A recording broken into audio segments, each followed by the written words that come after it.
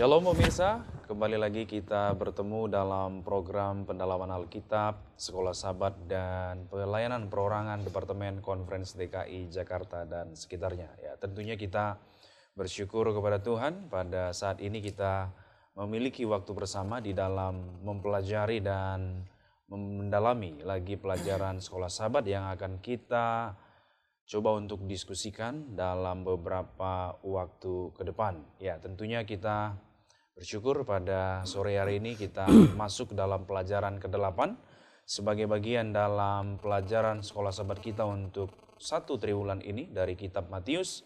Dan hari ini khusus kita akan belajari pelajaran yang berjudul Petrus dan Batu Karang.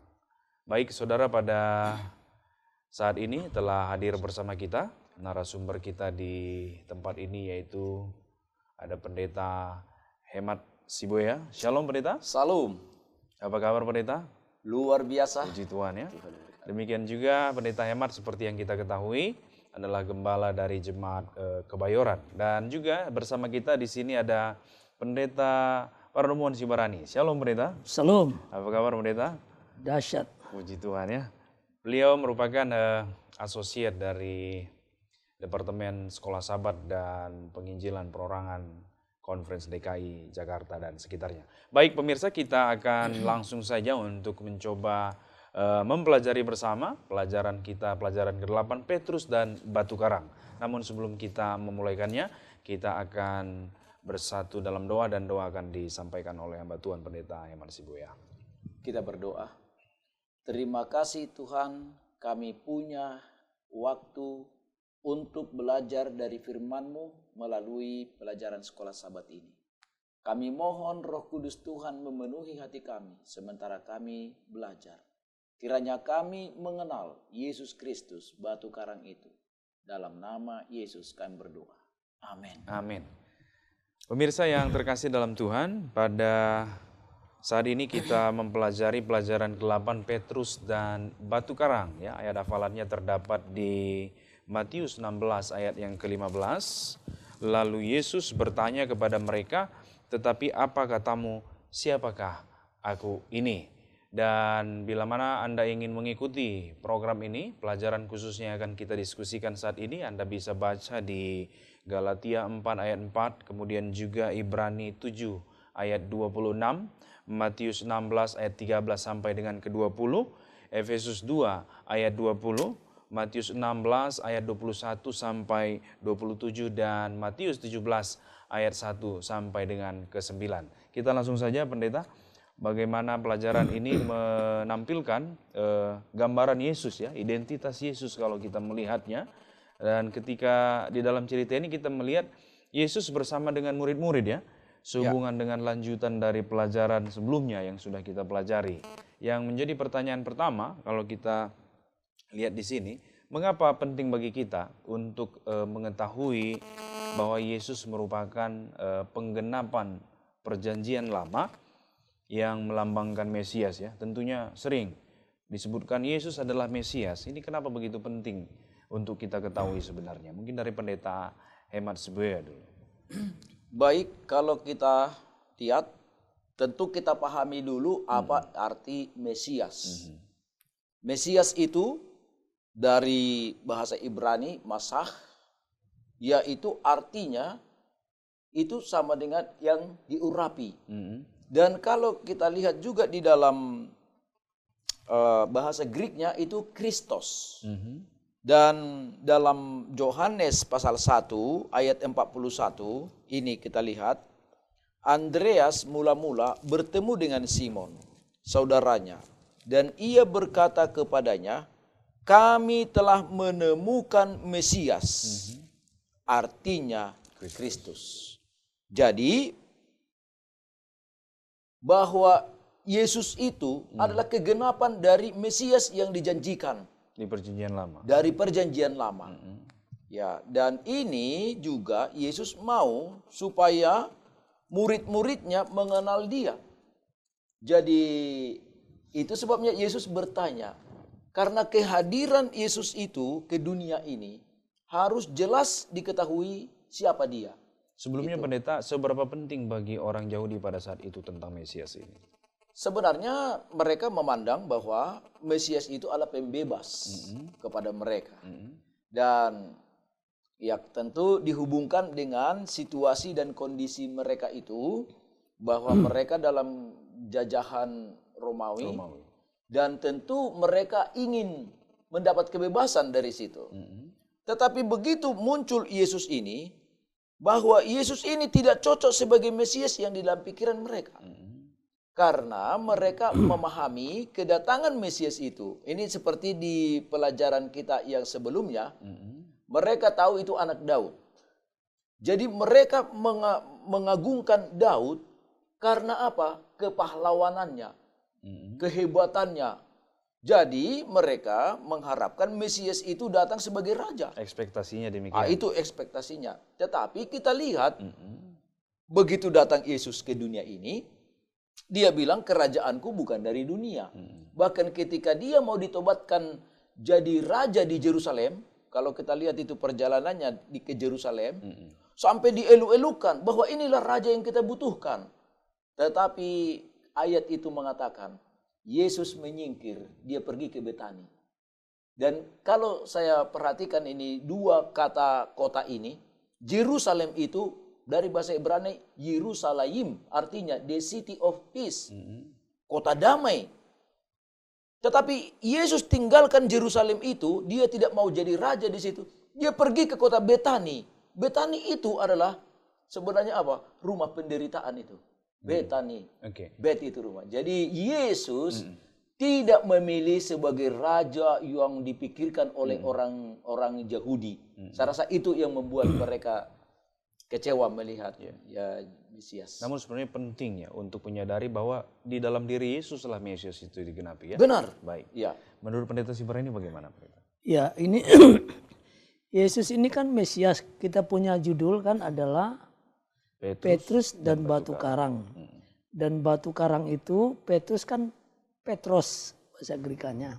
Sementara batu karang itu adalah Petra yang tidak yang kokoh, tidak bisa goyang, ya kokoh. Itu sebabnya Yesus disebut batu karang, ya, batu karang. Nah, kita harus mengetahui bahwa Yesus itu Mesias ini sangat penting. Mengapa? Pengetahuan akan Allah itu sangat penting oleh karena menyangkut keselamatan. Dan Nabi Hosea katakan itu dalam Hosea 4 ayat 6, umatku binasa oleh karena tidak mengenal Allah. Ya, tidak mengenal Allah dalam kapasitas, dalam arti maksudnya adalah pengetahuan kita tentang Allah dalam arti hubungan kita. Jadi ketika Yesus bertanya kepada murid-muridnya dan tiba kepada Yohanes, kata orang, siapakah anak manusia itu? Kata orang. Namun Yesus berkata, katamu siapa aku? Siapakah aku? Ya. Jadi Yesus adalah Mesias yang membawa, yang memberikan keselamatan bagi umat manusia. Namun Yesus mau bicara secara pribadi kepada setiap insan manusia. Menurutmu siapakah aku? Jadi keselamatan kita adalah hubungan pribadi kita dengan Allah, tidak kata orang. Tidak kata orang. Ya, kata orang itu ada benarnya, tapi ketika kita memiliki pengalaman bersama Yesus, kita tahu siapa sebenarnya Yesus. Ya. Sangat menarik ya kalau kita melihat bahwa Mesias ini tadi seperti yang telah disampaikan sebagai pembebas ya. Tetapi pengertian orang-orang pada saat itu arti pembebas tidak seperti yang mereka temukan di dalam kehidupan Yesus secara jasmani kalau kita melihat itu. Iya. Dan ini menjadi tantangan juga bagi kita juga hari ini. Bagaimana kita merasa bahwa pentingnya Mesias itu. Ya, pembebasan Yesus yang mau disampaikan, diperagakan di atas dunia ini adalah pembebasan dari dosa. Sementara mereka berharap Yesus akan membawa pembebasan bagi mereka itu dalam pembebasan kerajaan. Penjajahan pada saat itu ya. Iya. Jadi inilah penjajahan dunia dengan penjajahan iblis yang menguasai manusia itu, yaitu berdosa. Itu sebenarnya upah dosa ya adalah maut.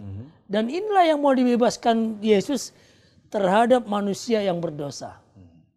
Supaya bebas kita memperoleh keselamatan, Tuhan membebaskan kita dari hukuman dosa itu. Oke. Baik, kita masuk ke pertanyaan berikutnya ya. Mungkin sedikit saya tambahkan. Silakan tambahkan, Pendeta. Tadi yang diharapkan oleh orang Yahudi itu, Mesias itu sebagai tadi apa? Sebagai raja. Sebagai raja. Tapi mereka lupa bahwa Mesias itu sebagai hamba yang menderita. Itu di Yesaya 53 ya, yang kita tahu itu sebagai pasal yang paling ini mengenai Populer ya. populer, bahwa ini yang mereka lupa. Bahwa Yesus itu juga adalah Mesias yang menderita. Jadi itu yang membuat apanya. Walaupun Yesus itu berulang kali menjelaskan mengenai dirinya.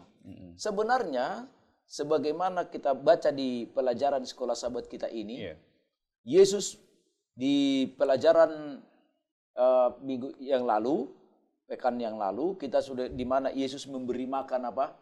5.000 orang. Karena ada keyakinan bagi orang Yahudi bahwa Mesias itu akan datang ditandai dengan memberi makan. Maka itu digenapi oleh Yesus itu. Di dalam apa yang di dalam pemikiran orang Yahudi itu. Jadi apa yang diajarkan oleh rabi-rabinya itu mengenai Mesias Sebenarnya digenapi oleh Yesus. Supaya mereka tidak punya alasan untuk ini. Untuk menolak Yesus. Oke. Baik, jadi dengan kata lain Mesias itu sebenarnya sudah hadir pada saat itu. Yesus dilambangkan, digambarkan dengan Mesias itu sudah digenapi ya. Kemudian hal yang kedua kalau kita lihat, gambaran Yesus di dalam pelajaran kita ini sebagai batu karang ya. Ada juga kalau kita baca di kitab Efesus mengatakan sebagai cornerstone atau batu penjuru ya. Kira-kira mengapa gambaran batu yang digunakan untuk melambangkan Yesus di sini? Mungkin dari Pendeta Sibaran itu.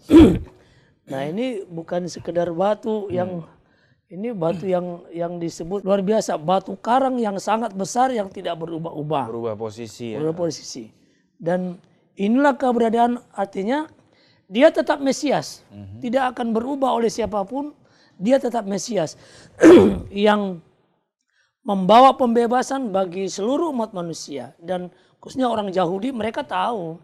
Sebenarnya mereka sudah tahu, hanya karena mereka banyak ditemplak oleh kehidupan Yesus sehingga mereka menolaknya. Mereka tahu lewat nubuatan-nubuatan yang sudah digenapi, dia tahu sebenarnya ini Mesias. Mesias. Mereka tahu itu dengan kegenapan-kegenapan, hanya mereka tidak mau tahu tentang dia sebagai juru selamat. Ini yang berisiko. Yang berisiko. Kita juga begitu dalam aplikasi kita. Kita tahu Yesus juru selamat, tapi kadang-kadang kita nggak mau tahu. Ya, dalam kehidupan kita untuk menjadikan dia juru selamat kita. Kemudian batu penjuru, ya. Dia ada di mana-mana. Artinya di mana-mana dia berada untuk menolong kita. Ya, lewat malaikatnya ada menolong kita sebagai pembebas yang setiap saat, setiap waktu dan di mana saja. Oke, jadi gambaran batu karang sebagai Allah yang tidak berubah. Kemudian gambaran batu penjuru, dia bisa hadir di mana saja ya. Bagaimana menurut Pendeta Siboya? Ini tadi pertanyaannya bagaimana mengenai batu karang itu disebut itu sebagai the solid rock ya, atau batu karang yang kokoh, yang teguh. Ini sebenarnya membandingkan siapa Yesus itu dari segi kealahannya. Ini istilah itu dipakai kepada Yesus untuk menunjukkan kealahan. Jadi bahwa sifat batu itu adalah sifat Allah. Jadi makanya disebut juga itu Allah itu sebagai gunung batu. Sedangkan manusia ini disebut sebagai debu. Jadi untuk membandingkan siapa Yesus itu dan siapa manusia. Jadi manusia itu adalah rapuh kita ini, bagaikan debu yang bisa ditiup. Ya, tetapi Yesus Kristus dia adalah batu. Dan inilah sebabnya bahwa Petrus itu memang kebetulan namanya adalah Petrus. Artinya juga adalah batu. Tapi ketika Yesus katakan di atas batu karang ini, aku mendirikan jemaatku. Itu tidak mungkin adalah Petrus, 100% Petrus. Tapi itulah Yesus kan sendiri. Karena apa? Yesus itu hanya manusia 100%. Dan sebagai manusia dia adalah apa? Sebagai bagaikan debu. Tetapi Yesus Kristus yang memiliki kealahan itu, dialah batu karang itu. Dan itu dikuatkan oleh Paulus dalam 1 Korintus 10 ayat 4 bahwa Yesuslah batu karang itu. Dan di dalam kitab Daniel juga kita pelajari dalam Daniel pasal 2 akan datang apa? Kerajaan batu. Yang akan mengakhiri semua kerajaan-kerajaan yang di dunia ini. Bahwa itu sebenarnya menunjuk kepada Yesus Kristus. Yesuslah batu karang itu. Tidak mungkin Petrus. Oke. Jadi bisa kita melihat di sini bahwa batu di sini membedakan antara Tuhan dengan manusia. Ya.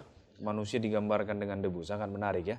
Baik, kemudian terakhir untuk sesi pertama ini kita melihat ada gambaran lain di dalam cerita ini di dalam Matius pasal 17 itu ketika Yesus dimuliakan di atas gunung ya. Ini pun merupakan satu gambaran identitas Yesus kalau kita lihat. Kira-kira pengalaman pemuliaan ini bagaimana kita bisa mengerti menyatakan identitasnya yang sebenarnya kepada murid-muridnya? Ya, jadi kita melihat bahwa dua nature daripada Yesus itu. Human nature of Jesus Christ dan divine nature. Jadi dia sebagai manusia, dia merasa bersedih, dia merasa berduka, dan Yesus tahu bahwa dia akan mati di Yerusalem. Bahwa bagaimana dia akan menanggung aniayanya dan bagaimana dia akan mati. Tapi sebelum itu terjadi, maka Yesus dipermuliakan di bukit itu.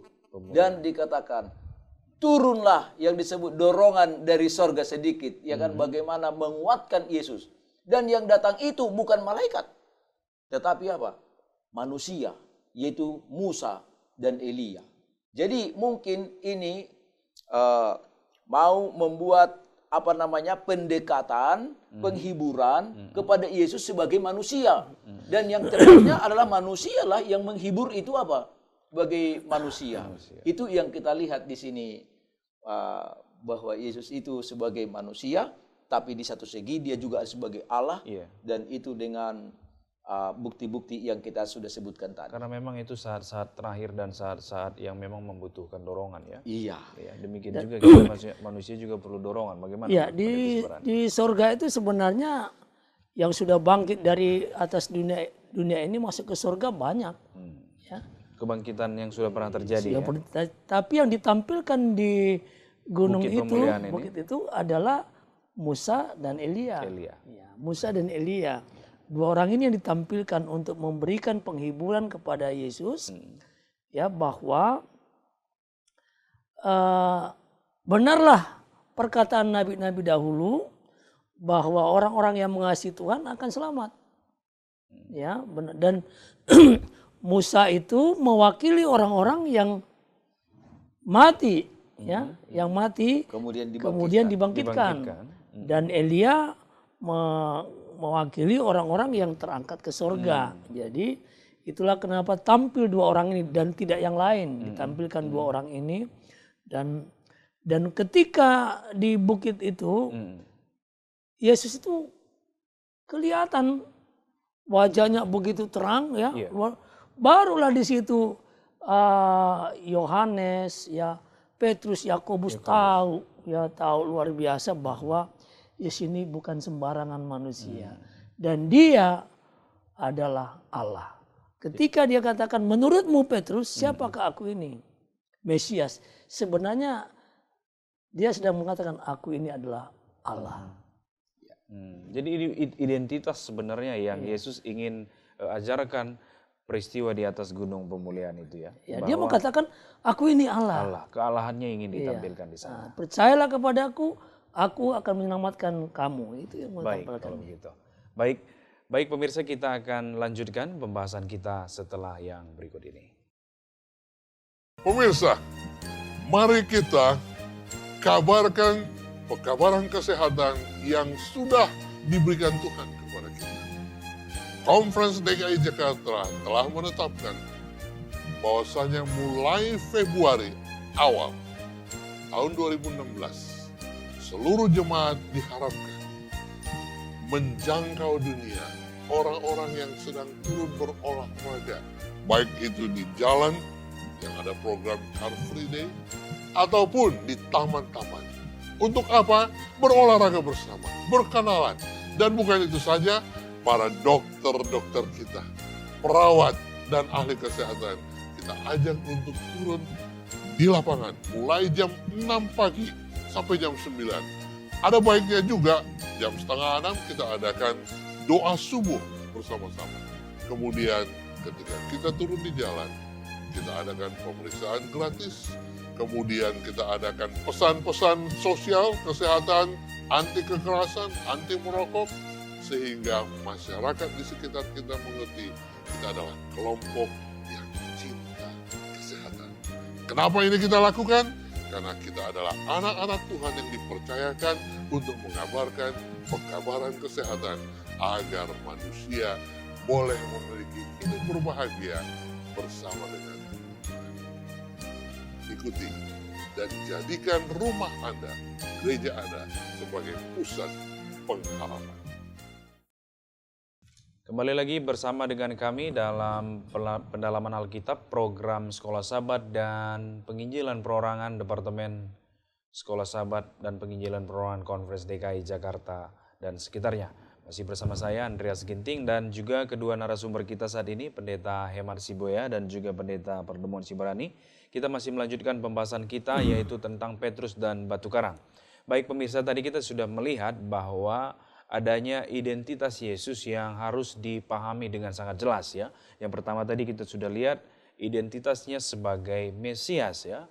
Kemudian identitas kedua yaitu mengenai batu karang ya, atau batu digambarkan dengan kehidupan Yesus. Demikian juga yang ketiga tadi kita sudah lihat bagaimana kealahannya tampil sewaktu berada di atas gunung. Nah, sekarang pendeta, kita langsung saja ada satu ayat ya di dalam Matius 16 ayat ke-18. Ini merupakan ayat yang sering sekali jadi perbincangan di dalam gereja sendiri ya. Berbagai interpretasi, berbagai pengertian. Ya, dikatakan di sana, Yesus berkata, "Dan aku pun berkata kepadamu, engkau adalah Petrus dan di atas batu karang ini aku akan mendirikan jemaatku dan alam maut tidak akan menguasainya." Ya. Ya. Banyak kita lihat di dalam kekristenan sekarang ini menggunakan satu pengertian bahwa sebenarnya Petrus adalah pendiri gereja. Ya. Petrus merupakan batu karang yang dimaksud sesuai dengan ayat ini. Ya, kira-kira bagaimana pengertian yang tepat di dalam Matius 16 ayat 18 ini? Kita mulai mungkin dari Pendeta Hemar Siboya. Baik, ini kita lihat ada satu perbedaan penafsiran dari gereja Katolik dan dari gereja Protestan. Karena kata-kata Yesus itu di atas batu karang ini. Tetapi kita tidak melihat satu gerakan yang bisa kita lihat dari bagaimana ketika Yesus membicarakan itu. Karena ini tertulis. Ada bahasa tubuh berarti? Artinya bahasa tubuhnya kita tidak bisa melihat. Contohnya, apakah dibilangnya di atas batu karang ini menunjuk kepada Petrus, atau di atas batu karang ini menunjuk kepada dirinya.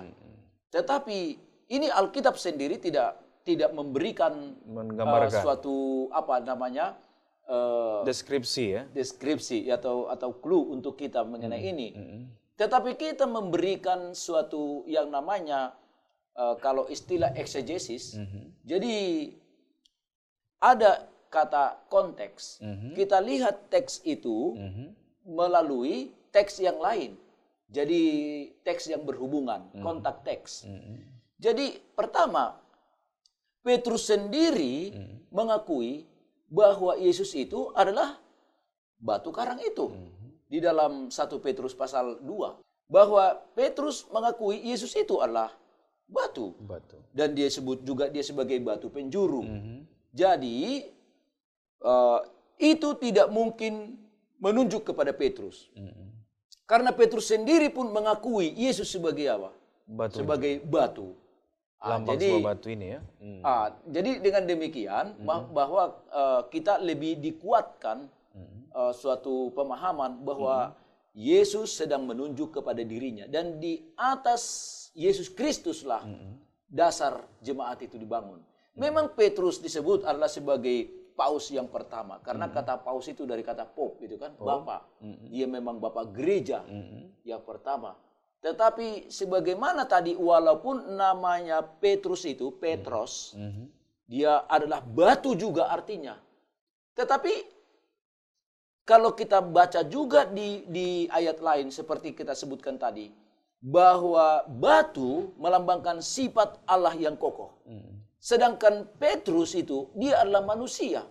Jadi dia tidak bisa menjadi batu yang kokoh seperti Yesus Kristus. Nah, itulah pemahaman kita di situ. Baik, menurut Pendeta Sibarani bagaimana, Pendeta? Ya, ini kalau saya lihat ini mungkin Petrus itulah batu juga, ya, batu yang dilambangkan kuat keras. Ya, ini mungkin Petrus ini yang keras kepala, ya, yang keras kepala. Jadi batu yang keras kepala. Ya, namun dia bertobat, ya, bertobat. Nah, sementara Yesus adalah batu karang, ya kan? Ya, batu karang yang keras, tapi batu karang yang begitu berharga. Oleh karena dialah kita dibebaskan, oleh karena dialah kita diselamatkan. Dan memang batu ini sangat berharga, apalagi zaman sekarang ini. Kan batu permata ini sekarang udah batu aki, apa mahal semua itu ya. Iya. Ya gitu. Sangat menarik ya. Jadi biasa. kira-kira ya, dengan memahami, dengan tidak memahami, atau dengan tidak memahami bahwa sebenarnya yang dimaksud batu karang itu adalah Yesus, tetapi Petrus, kira-kira akibatnya apa di dalam pemahaman kerohanian kita? Begini, saya lihat, kalau batu itu adalah Petrus menjadi dasar gereja, kita alamatkan kepada Petrus tidak tepat. Satu, tadi disebut juga itu Petrus itu memang dia adalah batu. Batu, tapi pendeta berani bilang keras kepala. Tapi kalau saya bilang dia tidak keras pendirian. Karena apa? Ketika Petrus bilang kepada Yesus, walaupun semua orang ini terguncang imannya, tapi aku apa? Tidak akan tergoncang. Lalu kita lihat, ternyata Petrus itu menyangkal. Jadi kalaupun dikatakan dia itu batu, Petrus itu, tapi dia bukan batu yang kokoh. Makanya disebut juga itu the Rolling Stone. Batu yang berguling-guling dia. Dan yang kedua, dia tidak pantas Petrus itu menjadi dasar gereja. Kenapa? Yesus sendiri menyebutkan bahwa Petrus itu adalah iblis. Enyahlah iblis. Kenapa dia disebutkan iblis? Sebenarnya sifat Petrus itu tidak jauh beda dengan Judas, katanya. Ya, gitu ya? Hanya case-nya yang berbeda. Tapi kalau ininya sama, sifatnya sama dengan Judas, yaitu sama dengan iblis. Apa itu? Iblis mau mengerajai Yesus. Jadi harusnya Petrus yang harus ikut Yesus, ini jadi Petrus mau menggurui Yesus. Mau mengatur Yesus. Mau mengatur. Makanya Yesus katakan, enyahlah iblis. Demikian juga Judas. Judas yang harusnya mengikut Yesus, tapi Judas yang mau mengatur Yesus. Jadi itu dia, enyahlah iblis. Pertanyaan kita, kalau memang begitu Petrus itu, ya, dia disebut Yesus sebagai iblis, pantaskah dia menjadi dasar dari gereja itu? Walaupun dia memang bertobat. Kan itu. Tetapi Petrus ini tidak dapat kita terima menjadi landasan yang kokoh dari satu jemaat. Jadi itu kita lebih percaya kepada Yesus Kristus yang selamanya kokoh dan setia sampai selama-lamanya. Ya. Jadi tetap tidak bisa dibuat menjadi satu acuan, satu panutan ya. Yang namanya sebagai kepala gereja, ya. Nah, itu harus sebabnya ada teladan, kepala gereja di kitab Efesus kan dikatakan adalah Kristus. Adalah Kristus. Iya, kepala gereja itu adalah Kristus ya dalam kitab Efesus. Iya. Jadi kalau kita lihat hal yang lain juga bahwa pengalaman-pengalaman yang terlihat dalam kehidupan Yesus kuasanya ya. Ada satu cerita di dalam pelajaran kita ini bagaimana Yesus menunjukkan kuasanya menyuruh Petrus untuk mengambil koin ke dalam mulut ikan ya untuk membayar pajak. Untuk bayar pajak ya. Bagaimana pengalaman-pengalaman yang seperti ini dapat menolong untuk meyakinkan identitas Kristus sebenarnya, Pendeta? Jadi ini sebenarnya ujian ini kepada Yesus. Karena pertanyaan kepada Yesus, apakah kita membayar pajak? Kalau Yesus katakan tidak, ini masalah juga. Kalau Yesus katakan iya, ini masalah juga. Karena dikatakan... Masalahnya di mana ini? Kalau Yesus katakan iya atau tidak, masalahnya makanya ini disebut ini sebagai pertanyaan buah si malakama ini kepada Yesus. Diperbolehkan kita membayar pajak. Kalau Yesus membayar pajak, berarti dia bukan imam. Karena imam-imam itu tidak apa? bayar pajak. Bayar pajak. Tetapi kalau dia nanti tidak membayar pajak, ini pertanyaan juga. Masalah juga kepada Yesus. Walaupun Yesus sendiri pemilik bait suci itu. Kan gitu. Tetapi mereka tidak mengerti. Jadi ini suatu hal yang sangat bijaksana yang Yesus lakukan. Maka Yesus tunjukkan mujizat. Dan ini disebut ini mujizat yang istimewa ini. Mujizat yang khusus. Tidak seperti orang mati dibangkitkan. Tapi ini satu mujizat yang khusus. Jadi Yesus tetap mengikuti, membayar pajak itu. Tapi bukan dari dirinya sendiri. Tetapi biarlah dari apa? Dari ikan itu membayar pajak. Dan cukup untuk apa yang kewajibannya ditanggungan oleh pajak bait suci. Ya, kalau saya amati pengamatan saya mengambil pelajaran ini adalah sekali lagi Yesus bukan sekedar manusia biasa. Ya, Yesus adalah Tuhan dan dia berkuasa untuk seluruh alam semesta ini, termasuk ikan. Ya, seluruh alam semesta ini. Sebenarnya kalau untuk bayar pajak, kalau tadi pendeta Hemat katakan bahwa ini ujian bagi Yesus, ini sebenarnya jebakan orang-orang yang anti kepada dia. Jebakan sehingga kalau jawaban A dia akan tetap salah, dijawab B tetap salah. Tapi dia oleh karena kuasanya, kalau kita lihat dalam Lukas 4 ayat 32, dia selalu mengajar dengan penuh kuasa, menjawab dengan kuasa juga, dan melakukan tindakan yang berkuasa juga. Coba kita bayangkan harus bayar pajak dengan jumlah yang pas, lalu ikan tampil di depan di dalam pancingan Petrus. Ya, dari mana uang itu? Nggak mungkin ikan melahirkan uang ya. Dari mana uang itu? Dia sedang menunjukkan bahwa, hai kamu sekalian yang tidak percaya kepadaku, aku adalah batu karang yang menyelamatkan kalian. Batu karang yang kokoh. Kokoh artinya dia itu tidak pernah berubah untuk menyelamatkan manusia. Jadi ini menarik sekali ini, Pendeta Andres.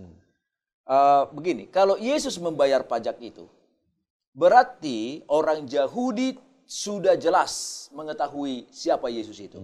Bahwa dia bukan imam. Padahal sebenarnya Yesus itu adalah imam. Karena di dalam perjanjian lama, ada di sana yang disebutkan yang bernama Melkisedek. Dia adalah sebagai imam dan raja. Ya. Dan dialah yang menjadi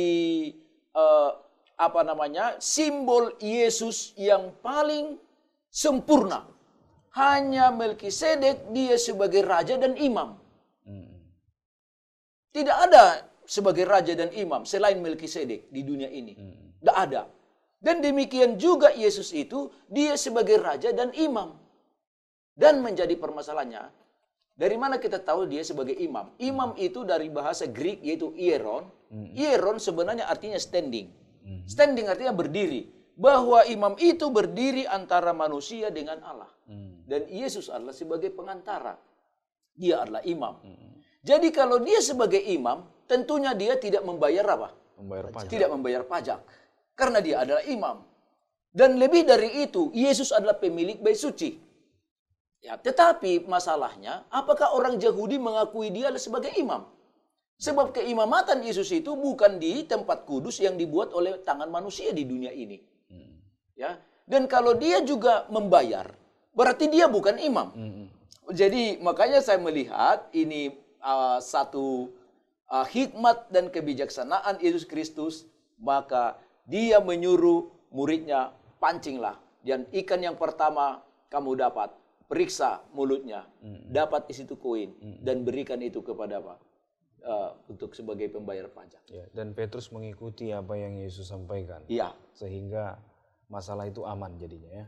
Aman. Oke. Iya. Baik pendeta, untuk pertanyaan terakhir session kedua ini ya, bagaimana kita dapat mengatasi godaan untuk berjuang mengendalikan keadaan kita gantinya mempercayai Yesus? Iya, memang begini, ada orang sebutan mengatakan tidak kenal maka tidak sayang. Tapi ada juga yang kita lihat sudah kenal tapi pura-pura tak kenal. Jadi sebenarnya bagaimana kita mengatasi penggodaan itu? Kalau kita mempelajari, sudah mengetahui bahwa Yesus itu adalah Mesias yang tidak tergoyahkan lagi, maka apapun tidak bisa sebenarnya menggoda kita. Tapi ini pertanyaan ini sangat bagus sekali ini. Seringkali kita orang Kristen percaya kepada Yesus Kristus, tapi dalam perilaku kita lemah. Ya, jadi kalau sama seperti orang Yahudi itu, sebenarnya mereka itu tidak ada alasan bagi mereka untuk tidak mempercayai Yesus. Dan Yesus begitu habis-habisnya dia memperkenalkan dirinya kepada orang Yahudi itu. Tetapi ada keberatan-keberatan yang lain yang membuat dia harus menyangkal. Jadi kita pun bisa juga percaya benar kepada Yesus Kristus, tapi ada kepentingan-kepentingan lain dalam hidup kita yang menjadi apa? Yang meragukan Yesus ya. Bagaimana Pak? Nah, kalau saya kutip dari pelajaran hari Selasa ya. Di sana dikatakan begini. Iman yang sejati seharusnya tidak menjadikan pengalaman yang menarik untuk mengejar apa yang paling Anda inginkan. Kemudian iman yang sejati adalah pengalaman yang menyakitkan untuk melepaskan apa yang Anda paling dambakan. Jadi inilah godaan kita. Ya, kadang-kadang iman kita luntur oleh karena godaan-godaan di atas dunia ini. Ya. Nah, akhirnya Yesus berkata kepada kita dalam Matius 16 ayat 25, karena barang siapa mau menyelamatkan nyawanya, ia akan kehilangan nyawanya. Tetapi barang siapa kehilangan nyawanya karena aku, ia akan memperolehnya. Dan ayat 26, apa gunanya seorang memperoleh seluruh dunia, tetapi kehilangan nyawanya? Dan apa yang dapat diberikannya sebagai ganti nyawanya? Jadi kita sering tergoda kepada hal-hal yang lahiria, yang sementara, ya, tergoda kita. Kemudian kita meninggalkan Yesus sebagai Tuhan dan Juru Selamat kita. Ini cukup berbahaya. Sekalipun dunia ini diberikan kepada kita, lalu kita kehilangan nyawa kita, untuk apa? Tidak ada artinya. Tidak ada artinya kan? Lihatlah yang orang-orang kaya di Indonesia ini dulu pernah memimpin negara ini. Apa artinya sama dia? Nggak ada. Hartanya triliunan. Kalau tanpa Yesus ya? Iya, jadi tidak jadi. Jangan sampai kita kehilangan Yesus oleh karena kita tergoda dengan dunia ini. Harta dunia ini dan yang lainnya. Itu sebabnya Yesus adalah harta yang terindah. Nah, kan ada lagunya itu. Yesus harta yang terindah. Dan pengalaman-pengalaman tadi, identitas Yesus tadi cukup menjadi jaminan bahwa Yesus sebagai satu kebutuhan terbesar kita hari ini. Ya. Dan kebutuhan terbesar kita adalah seharusnya dia. Dan ini, apa jawab pertanyaan ini? Supaya kita jangan lagi tergoda, belajarlah kita kepada Petrus. Petrus itu yang tadinya dia sudah kenal bahwa Yesus itu adalah Mesias. Dan sebagai Mesias dia tentu sudah harus tahu konsekuensi yang harus ditanggung oleh Yesus. Yaitu pergi ke Yerusalem, dihina dan mati. Tetapi sekarang dia bilang, Tuhan, semoga itu tidak apa? Tidak jadi kepadamu. Karena apa? Karena ada kepentingan lain di dalam dirinya. Jadi ini, dia sudah kenal Yesus itu Mesias. Dari satu-satunya berapa murid itu dia yang mengenal Yesus itu sebagai Mesias. Dan harusnya sebagai Mesias dia tahu konsekuensi. Itu sebabnya Yesus juga tidak berdoa supaya jangan dia menderita. Yesus tahu betul bahwa itu konsekuensi sebagai Mesias itu. Jadi, tetapi Petrus melihat ada kepentingan lain di dalam dirinya. Walaupun pada akhirnya Petrus benar-benar menyerahkan diri. Kan itu? Dan akhirnya dia kehilangan segala sesuatunya. Hanya untuk mendapatkan Yesus. Jadi jangan juga kita sebagai ini mungkin sedikit menyimpang dari pelajaran sekolah sahabat ini. Ya, sebagai aplikasi. Jangan juga kita pergi ke gereja. Jadi bukan memandang Mesias itu. Bukan memandang Yesusnya. Tapi kita memandang kepentingan yang lain di gereja itu. Satu, mungkin untuk silaturahmi bertemu dengan teman-teman. Atau mungkin orang-orang muda datang melawat ke gereja yang satu hanya untuk mencari jodoh. Jadi, tapi lupa Yesusnya. Jadi sebagai Yesus Kristus kita belajar kita kepada Petrus. Bahwa pada akhirnya Yesus harus segala-galanya di atas semuanya. Baik, terima kasih. Baik pemirsa, kita akan lanjutkan pembahasan kita setelah yang berikut ini. Pemirsa, Departemen Komunikasi Conference DKI Jakarta mempunyai suatu strategi dan rencana kerja yang baik dan mengajak seluruh jemaat untuk mendukungnya. Bagaimana kita menolong seluruh departemen yang ada di gereja kita menjangkau dunia. Gunakan dan manfaatkan media bersama JAMS, Jakarta Adventist Media Center. Kita rindu mencari banyak personel-personel yang terpanggil, yang mau dilatih untuk menggunakan media. Apakah itu televisi, radio, internet. Kami berharap semua kita yang menyaksikan siaran ini boleh memilih pelayanan penginjilan apa yang akan saya lakukan di tahun 2016. Jika Anda terpanggil untuk terlibat dalam media, apakah radio, televisi, maupun internet, daftarkan diri Anda. Kita sudah buat jadwal pelatihan secara wilayah. Tanyakan pimpinan Anda kapan itu.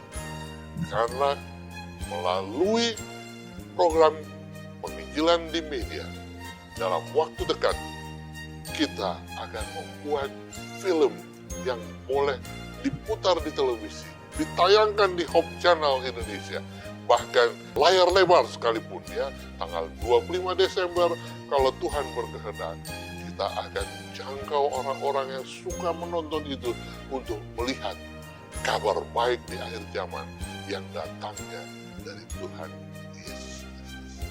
Maukah Anda ikut terlibat dalam menginjil melalui media? Jika Anda mau, segera daftarkan diri Anda kepada para pemimpin komunikasi dan pendeta di jemaat Anda. Tuhan memberkati. Baik pemirsa, kembali lagi bersama kami dalam program pendalaman Alkitab Departemen Sekolah Sahabat dan Penginjilan Perorangan Conference DKI Jakarta dan sekitarnya. Masih bersama saya Andreas Ginting dan juga Pendeta Hemat Siboya bersama dengan Pendeta Sibarani. Baik Pendeta, kita tiba pada kesimpulan dari pelajaran kita ini. Tadi kita sudah melihat ya, sudah mengetahui tentang identitas Yesus di dalam pelajaran ini. Sebagai Mesias, kemudian Yesus sebagai batu karang ya, solid rock. Kemudian juga kita sudah melihat identitas Yesus sebagai Tuhan ya, sebagai Allah dimuliakan pada saat dia di atas gunung bertemu dengan Elia dan Musa. Kemudian juga kita melihat bagaimana kuasa mujizat Yesus. Dia bisa buat itu koin di dalam mulut ikan yang dipancing oleh Petrus sendiri. Dan tadi kita sudah lihat bagaimana relevansinya dalam kehidupan kita. Dan di sesi yang terakhir ini mungkin ada kesimpulan yang ingin dibagikan. Pertanyaannya adalah bagaimana kita dapat menghindari pencobaan dalam membuat Yesus sesuai dengan pemikiran atau ide kita, sehingga membatasi kemampuan Yesus dalam mengubah diri kita. Baik, dari saya kesimpulan, membatasi itu, kita harus menurut sepenuhnya kepada Yesus. Menjadi murid Yesus. Masalah Petrus ialah dia tidak bertindak sebagai murid. Dia mau menggurui Yesus karena kepentingan dirinya. Dan walaupun akhirnya Petrus menyesal. Dan akhirnya dia harus menjadi murid yang sejati. Dan kemudian kita sudah melihat bahwa Petrus dan batu karang. Batu karang itu juga adalah Petrus. Maksudnya Yesus itu disebut juga Petrus. Dia adalah batu juga.